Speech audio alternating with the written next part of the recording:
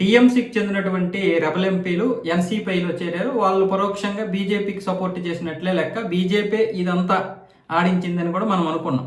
అంటే బీజేపీ అక్కడ ఆడించినటువంటి ఆటలో టీఎంసీ ముక్కలైపోయింది. అది ఖచ్చితంగా జరిగింది. అయితే ఇక్కడ ఈ టీఎంసీకి చెందినటువంటి రెబల్ ఎంపీలు ఇందులో ముగ్గురు బీజేపీకి షాక్ ఇచ్చారు. డీలిమిటేషన్ బిల్లుకి అలాగే మహిళా సాధికారత బిల్లుకి వీళ్ళు షాక్ ఇచ్చారు. ఆ ముగ్గురు ఎవరు అంటే ఖలీలుర్ రెహమాను, అలాగే అబూ తాహిర్ ఖాన్, యూసఫ్ పఠాన్.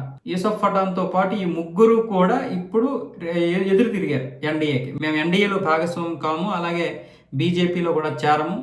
ఎన్సీపీ అయ్యి మేము చేరిన మాట వాస్తవమే, కానీ ఎన్సీపీ ఎన్డీఏకి దగ్గర అవుతుంది, బీజేపీకి దగ్గర అవుతుంది, మాకు ఇది నచ్చలేదని చెప్పి ఇప్పుడు వీళ్ళ ముగ్గురు సువేంద్ర అధికారి దగ్గరికి వెళ్ళి ఎస్ఐఆర్లో భాగంగా చాలామంది ప్రాంత ప్రజలు వేధింపులకు గురవుతున్నారని చెప్పి వీళ్ళు సువేంద్ర అధికారికి వెళ్ళి కంప్లైంట్ చేశారు. అసలు ఇప్పుడు జరుగుతున్నది ఏంటి, వీళ్ళు చెప్తుంది ఏంటి?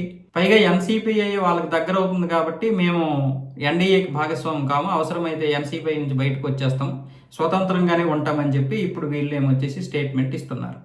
అంతేకాకుండా డీలిమిటేషన్ బిల్లుకి మహిళా సాధికారత బిల్లుకి ఓటేస్తే వాళ్ళ యొక్క సాంప్రదాయమైనటువంటి మైనారిటీ ఓట్లు వాళ్ళకి తగ్గిపోతాయి అని చెప్పి ఇప్పుడు వీళ్ళ ముగ్గురేమొచ్చి ఈ యొక్క నిర్ణయం తీసుకున్నారంట. మీకు అర్థమవుతుందా?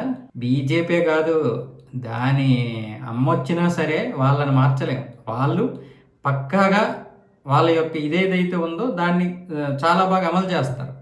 ఇక్కడ మనకి చేత కాదు, మనలో ఆ యూనిటీ లేదు. వాళ్ళు ఎంత యూనిటీగా ఉన్నారో చూడండి, మనలో ఆ యూనిటీ లేదు. మళ్ళీ అది దేశానికి ఉపయోగపడేటటువంటిదే, కానీ రేపు పొద్దున్న వాళ్ళ ఒక ఓట్లు పోతాయేమని చెప్పి ఇప్పటి నుంచి దాన్ని వ్యతిరేకిస్తున్నారు. ఇంత వ్యతిరేకతలో కూడా వాళ్ళు ఇటు బీజేపీని వ్యతిరేకించారంటే, అంటే ఎంత వ్యతిరేకత అంటే టీఎంసీ నుంచి బయటకు వచ్చేసి రెబల్గా మారి వేరే పార్టీలోకి వెళ్ళి ఎన్డీఏకి సపోర్ట్ చేస్తామని చెప్పి అయినా సరే ఇప్పుడు బీజేపీకి అదే బిల్లుకి వాళ్ళు సపోర్ట్ చేయడం లేదంటే వాళ్ళలో ఉన్నటువంటి ఇది మైండ్ సెట్ చూసుకోవాలి, మనం అర్థం చేసుకోవాలి.